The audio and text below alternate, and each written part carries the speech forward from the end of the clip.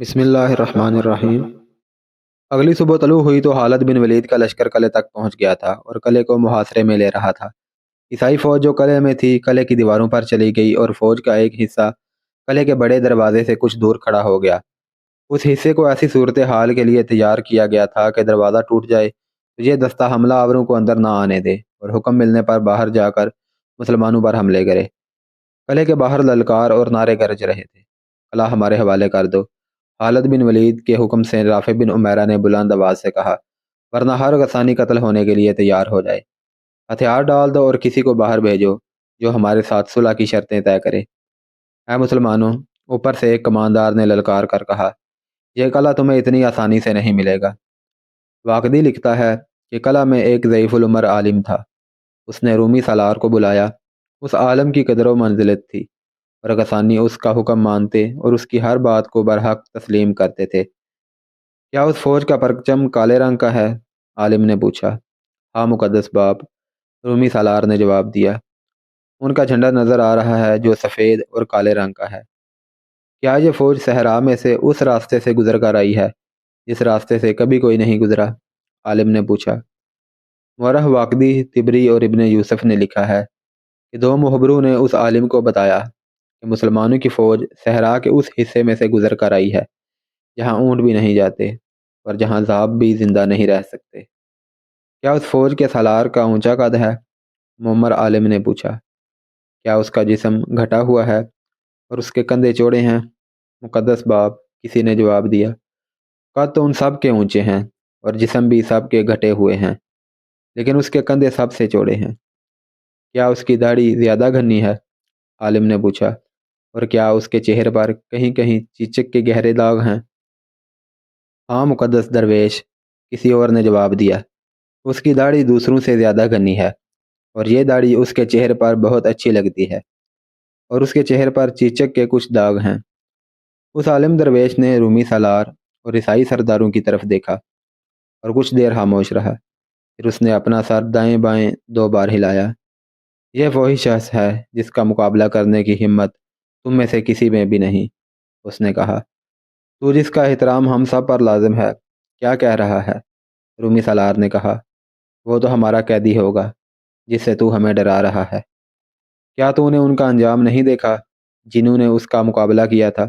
عالم نے کہا، کیا وہ آسمانوں کا کوئی دیوتا ہے جسے زمین کا کوئی انسان شکست نہیں دے سکتا؟ ایک عیسائی سردار نے پوچھا۔ اے عیسائی سردار، عالم نے کہا، وہ چوڑے کندھوں اور چیچک کے داغوں والا جو مدینہ سے آیا ہے، اس کے پاس علم ہے اور میرے پاس علم ہے۔ تیرے پاس نہ علم ہے اور نہ علم، تو رومی نہیں، تو غسانی بھی نہیں، اور جو مجھے نظر آتا ہے وہ تو نہیں دیکھ سکتا، اور تو کہتا ہے کہ وہ آسمان کا دیوتا نہیں۔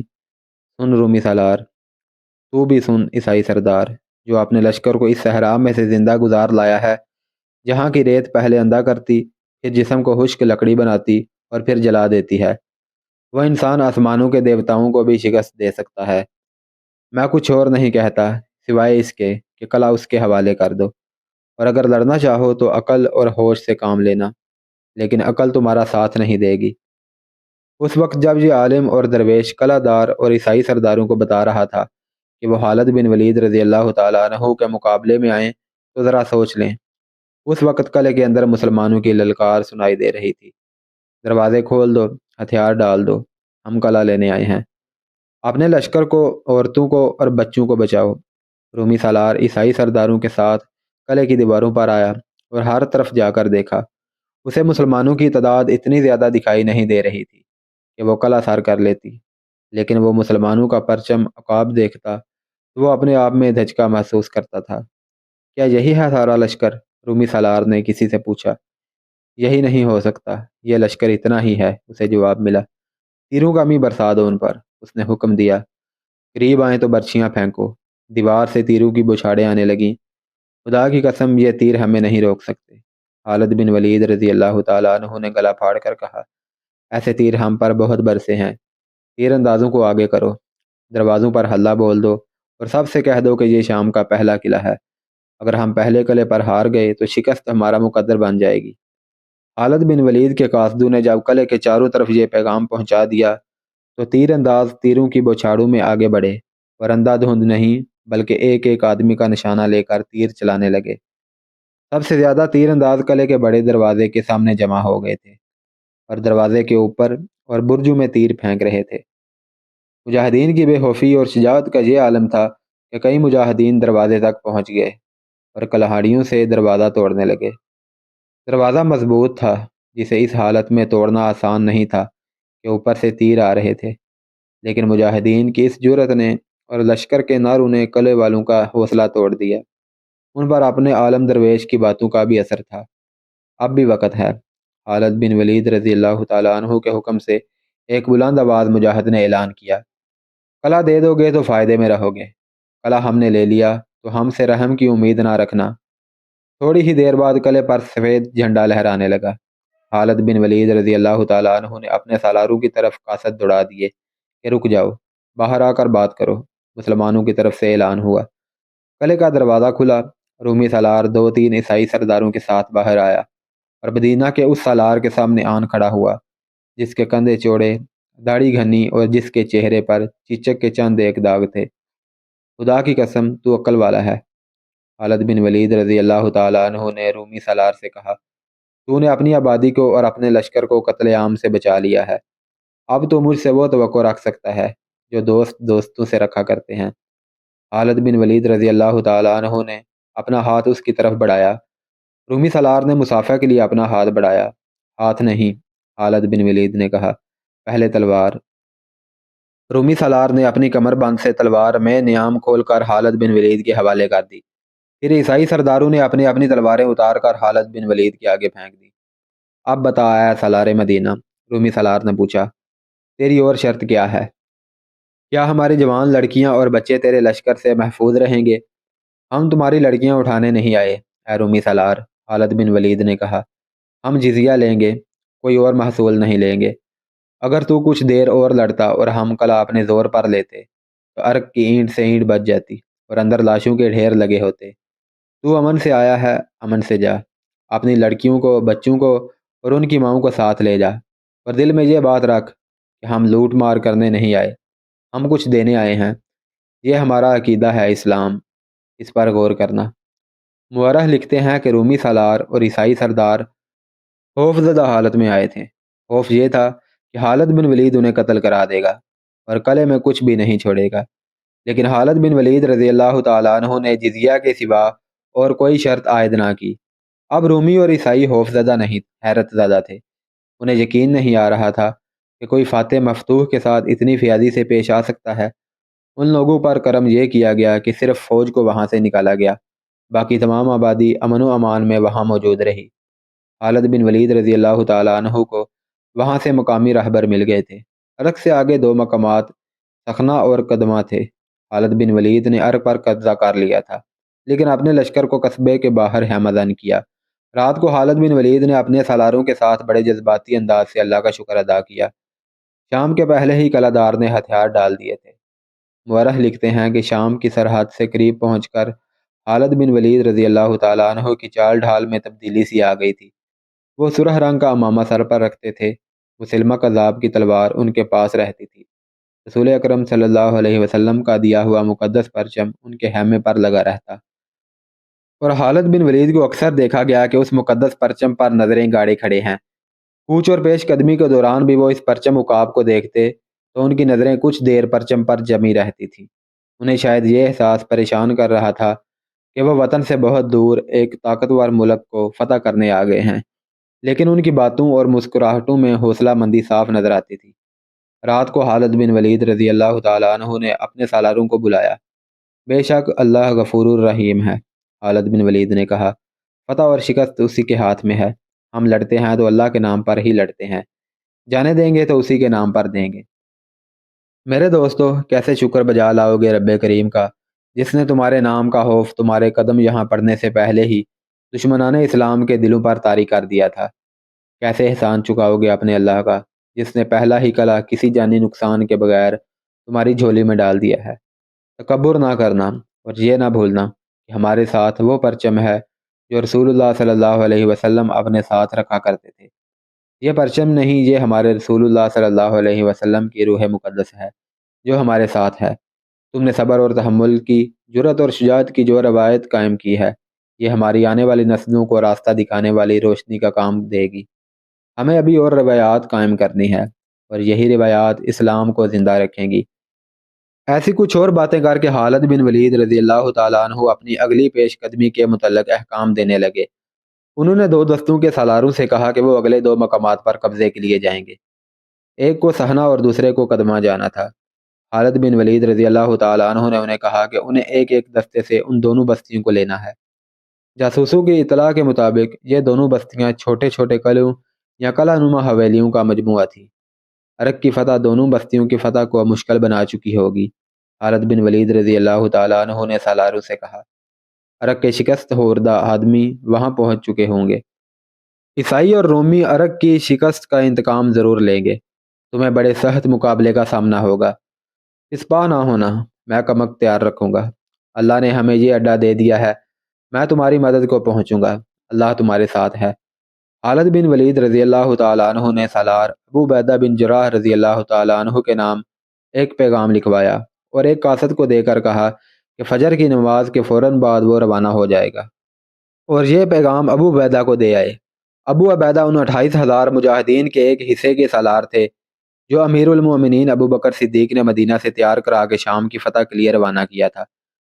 اس لشکر کے 4 حصے کیے گئے تھے، اور ہر حصہ شام کی سرحد پر ایک دوسرے سے دور مختلف جگہوں پر پہنچ گیا تھا۔ سالار ابو عبیدہ جابیہ کے علاقے میں تھے۔ خالد بن ولید نے انہیں پیغام بھیجا کہ وہ جہاں بھی جہاں وہیں رہیں، اور جب تک انہیں خالد بن ولید کی طرف سے کوئی حکم نہ ملے وہ کوئی حرکت نہ کریں، اور میں تدمر جا رہا ہوں۔ خالد بن ولید رضی اللہ تعالیٰ عنہ نے اپنے سالاروں کو بتایا، تدمر باقاعدہ کلا ہے اور اسے سر کرنا آسان نہیں ہوگا، اس لیے اسے میں نے اپنے ذمہ لیا ہے۔ میرے رفیقو، معلوم نہیں ہم ایک دوسرے کو زندہ مل سکیں گے یا نہیں۔ یہ خیال رکھنا کہ ہم اللہ کے حضور اکٹھے ہوں گے تو نہ اللہ کے آگے شرمسار ہوں گے، نہ ایک دوسرے کے آگے۔ خالد بن ولید رضی اللہ تعالیٰ عنہ کے ساتھ مجاہدین کا جو لشکر تھا اس کی تعداد 9,000 پوری نہیں تھی۔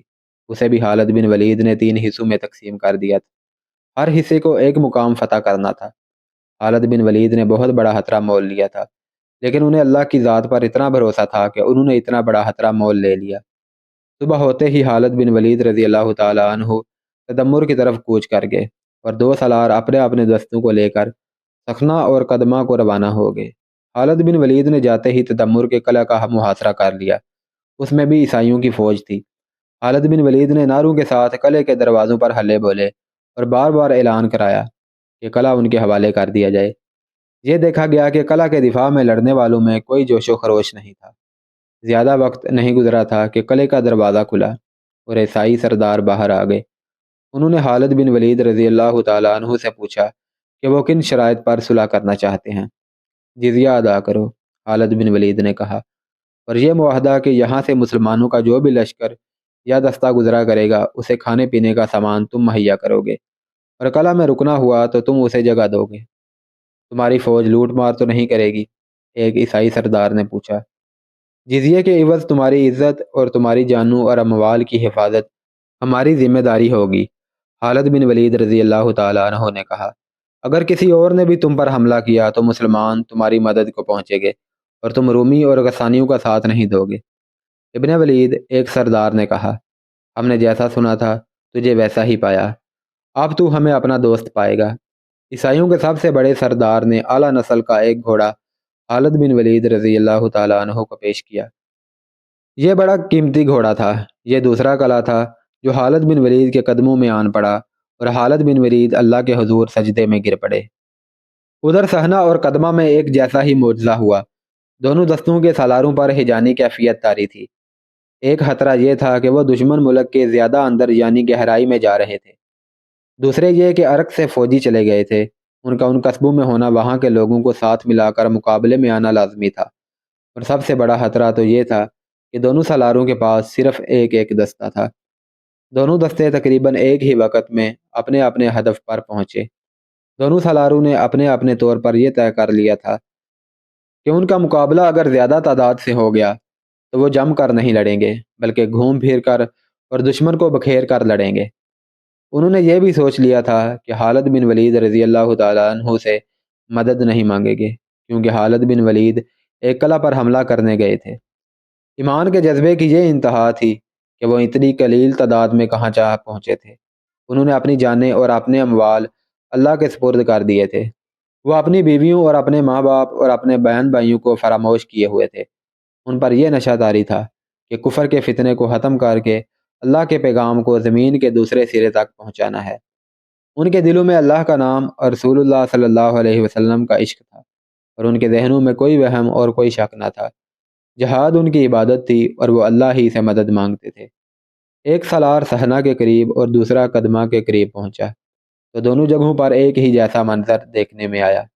وہاں کے لوگ باہر نکل آئے اور ان کی تعداد بڑھتی گئی۔ سالاروں نے اپنے دستے کو پھیلا دیا۔ یہاں کوئی دھوکہ دکھائی دے رہا تھا۔ وہ لوگ مسلح نہیں تھے، ان کی عورتیں اور بچے بھی باہر آ گئے اور سب ہاتھ اوپر کر کے ہلا رہے تھے۔ سالاروں نے اپنے اپنے دستے کو محاصرے کی ترتیب میں کر دیا۔ ان کی نظریں ان مکانوں پر لگی ہوئی تھیں جو چھوٹے چھوٹے قلعوں کی مانند تھے۔ سالاروں کو خطرہ یہ نظر آ رہا تھا کہ اگر وہ آگے بڑھیں گے تو ان مکانوں سے ان پر تیر برسنے لگیں گے۔ وہ رک رک کر آگے بڑھنے لگے۔ دونوں بستیوں کی آبادی عربی عیسائیوں کی تھی۔ ان میں سے 4-5 معمر سفید ریش آگے بڑھے۔ قریب آ کر انہوں نے استقبال کے انداز میں بازو پھیلا دیے۔ ہم تمہارا استقبال کرتے ہیں، ایک سفید ریش عیسائی نے کہا۔ آؤ، دوستوں کی طرح آؤ، ہم امن کے بندے ہیں، اور اگر ہم پر ایک بھی تیر آیا تو اس بستی کی تباہی دیکھ کر بھی یقین نہیں کرو گے، سالار نے کہا۔ مکانوں کے دروازے کھلے ہیں، عیسائی بزرگ نے کہا۔ آبادی کا ایک بچہ بھی اندر نہیں۔ دیکھ لو، کسی کے ہاتھ میں کمان نہیں، برچھی نہیں، تلوار نہیں۔ کہاں ہیں وہ جو عرق سے یہاں آئے تھے؟ سالار نے پوچھا۔ کچھ ہیں، کچھ چلے گئے ہیں، ایک معمر عیسائی نے کہا۔ انہوں نے ہی ہمیں بتایا ہے کہ تمہاری فوج لوٹ مار نہیں کرتی، نہتوں اور بے قصوں پر ہاتھ نہیں اٹھاتی، اور تم ایسی شرطوں پر دوستی قبول کر لیتے ہو جو کسی پر بار نہیں ہوتی، اور جو ہماری شرطیں قبول نہ کرے اس کا انجام کچھ اور ہوتا ہے، سالار نے کہا۔ اے مدینہ کے سالار، عیسائی سردار نے کہا، بتا تیری شرطیں کیا ہیں؟ وہی جو تمہاری پیٹھ اٹھا سکے گی اور کمر کو توڑے گی نہیں، سالار نے کہا۔ جزیہ، ہم خود دیکھیں گے کہ جو جزیہ ادا کرنے کے قابل نہیں اس سے ہم کچھ بھی نہیں لیں گے۔ کچھ اور، مسلمانوں کا لشکر یا کوئی دستہ یا کوئی قاصد یہاں سے گزرے گا تو یہ اس بستی کی ذمہ داری ہوگی کہ اس پر حملہ نہ ہو، سالار نے کہا۔ اگر وہ یہاں رکنا چاہیں گے تو ان کے جانوروں کا چارہ بستی کے ذمہ ہوگا۔ ان کی کوئی اور ضرورت جو تم پر بار نہیں ہوگی وہ تم پوری کرو گے۔ ہمارے لشکر کا کوئی فرد بستی کے کسی گھر میں داخل نہیں ہوگا۔ تمہاری عزتوں کی اور تمہارے جان و مال کی حفاظت کے ذمہ دار ہم ہوں گے۔ رومیوں کی طرف سے، غسانیوں اور فارسیوں کی طرف سے تمہیں کوئی دھمکی ملے گی یا تم پر کوئی حملہ کرے گا تو اس کا جواب ہم دیں گے۔ دونوں بستیوں میں ایسے ہی ہوا۔ اس دور میں فوجوں کا یہ رواج تھا کہ بستیوں کو لوٹتی اجاڑتی چلی جاتی تھی، کوئی عورت ان سے محفوظ نہیں رہتی تھی۔ جو آبادیاں ان کے آگے جھک جاتی تھی ان کے ساتھ تو فاتح فوجیں اور زیادہ برا سلوک کرتی تھی۔ لیکن یہ روایت مسلمانوں نے قائم کی کہ جس نے دوستی کا ہاتھ بڑھایا اسے اپنی پناہ میں لے لیا اور اس کی عزت کی حفاظت کو اپنی ذمہ داری سمجھا۔ اسی کا اثر تھا کہ کفار کی بستیاں ان کے ساتھ دوستی کے معاہدے کرتی چلی جا رہی تھیں۔ خالد بن ولید رضی اللہ تعالیٰ عنہ کو اطلاع ملی کہ صحنہ اور قدمہ کی آبادی نے اطاعت قبول کر لی ہے، تو انہوں نے وہاں کے لیے اموال مقرر کر کے دونوں دستوں کو اپنے پاس بلا لیا۔ خالد بن ولید رضی اللہ تعالیٰ عنہ نے آگے بڑھنے کا حکم دیا۔ آگے قریتین کا قصبہ تھا جس کی آبادی دوسری بستیوں کی نسبت زیادہ تھی۔ خالد بن ولید رضی اللہ تعالیٰ عنہ نے اس کے قریب پہنچ کر لشکر کو روک لیا اور اپنے دو نائبین سے کہا کہ وہ بستی میں جا کر صلح اور معاہدے کی بات کریں۔ یہ دونوں ابھی چلے ہی نہیں تھے کہ وہاں ایک آبادی نے دائیں اور بائیں سے مسلمانوں کے لشکر پر حملہ کر دیا۔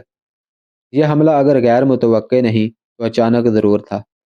خالد بن ولید رضی اللہ تعالیٰ عنہ نے اپنے لشکر کو ہجوم کی صورت میں نہیں بلکہ جنگی تربیت میں رکھا ہوا تھا۔ وہ آخر دشمن ملک میں تھے، انہوں نے ایک دو دستے پیچھے رکھے ہوئے تھے۔ جو ہی حملہ ہوا، خالد بن ولید رضی اللہ تعالیٰ عنہ نے پیچھے والے دستوں کو آگے بڑھا دیا۔ حملہ آوروں میں بستی کے لوگ زیادہ معلوم ہوتے تھے اور ان میں کچھ تعداد باقاعدہ فوجیوں کی بھی تھی۔ یہ دوسری جگہوں مثلاً عرق اور تدمر سے آئے ہوئے فوجی تھے یہ سب لوگ تعداد میں تو زیادہ تھے، لیکن ان کے لڑنے کا انداز اپنا ہی تھا، اور یہ انداز باقاعدہ فوج والا نہیں تھا۔ خالد بن ولید رضی اللہ تعالیٰ عنہ کی جنگی چالوں کے سامنے تو بڑے بڑے تجربہ کار سالار بھی نہیں ٹھہر سکے تھے۔ تھوڑے ہی وقت میں مجاہدین نے اس ہجوم کی یہ حالت کر دی کہ ان کے لیے بھاگ نکلنا بھی محال ہو گیا۔ چونکہ یہ لڑائی تھی اور مسلمانوں پر باقاعدہ حملہ ہوا تھا، اس لیے خالد بن ولید نے جنگی اصولوں کے تحت احکام دیے۔ مسلمانوں نے بستی پر حملہ کیا اور مال غنیمت اکٹھا کیا، قیدی بھی پکڑے اور آگے بڑھے۔ اب خالد بن ولید رضی اللہ تعالیٰ عنہ پہلے سے زیادہ محتاط ہو گئے تھے۔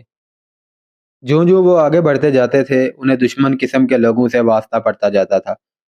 اس جھڑپ سے فارغ ہو کر آگے گئے تو 8-9 میل آگے بے شمار مویشی چر رہے تھے۔ خالد بن ولید رضی اللہ تعالیٰ عنہ نے حکم دیا کہ تمام مویشی اپنے قبضے میں لے لیے جائیں۔ یہ حوارین کا علاقہ تھا۔ مجاہدین مویشیوں کو پکڑ رہے تھے تو ہزاروں آدمیوں نے ان پر حملہ کر دیا۔ یہ سب عیسائی تھے۔ غسانیوں کی خاصی تعداد نہ جانے کہاں سے ان کی مدد کو آن پہنچی۔ یہ ایک شدید حملہ تھا۔ حملہ آور قہر اور غضب سے لڑ رہے تھے۔ ان کا ایک ہی نعرہ سنائی دے رہا تھا، انہیں کاٹ دو، انہیں زندہ نہ جانے دو۔ خالد بن ولید کی حاضر دماغی اور مجاہدین کی ہمت اور ان کے استقلال نے انہیں اس میدان میں بھی فتح دی، لیکن مجاہدین کے جسموں میں اگر کچھ تازگی رہ گئی تھی تو وہ بھی ختم ہو گئی تھی۔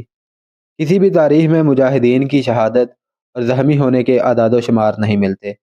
ان پر جو حملے ہوئے تھے ان میں یقیناً کئی مجاہدین شہید ہوئے ہوں گے، بعض شدید زخمی ہو کر ساری عمر کے لیے معذور بھی ہوئے ہوں گے۔ شہیدوں کی تعداد دشمن کے مقابلے میں کم ہو سکتی ہے، یہ کہنا کہ کوئی بھی شہید نہیں ہوا درست نہیں۔ اس طرح مجاہدین کی تعداد کم ہوتی جا رہی تھی اور کمک کی بھی کوئی امید نہیں تھی۔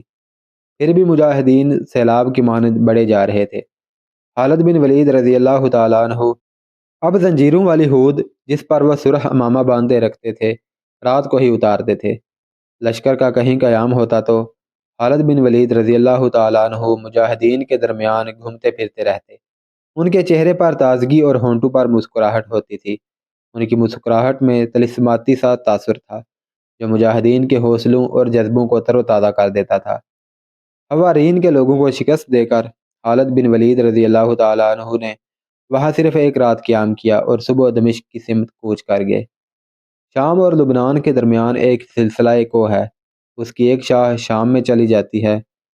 دمشق سے تقریباً 20 میل دور 2000 فٹ کی بلندی پر ایک درہ ہے جس کا نام ثنیۃ العقاب ہے۔ اسے یہ نام خالد بن ولید نے دیا تھا۔ دمشق کی طرح کوچ کے دوران خالد بن ولید کا لشکر تقریباً 1 گھنٹے کے لیے رکا تھا اور خالد بن ولید نے اپنا پرچم عقاب یہاں گاڑا تھا۔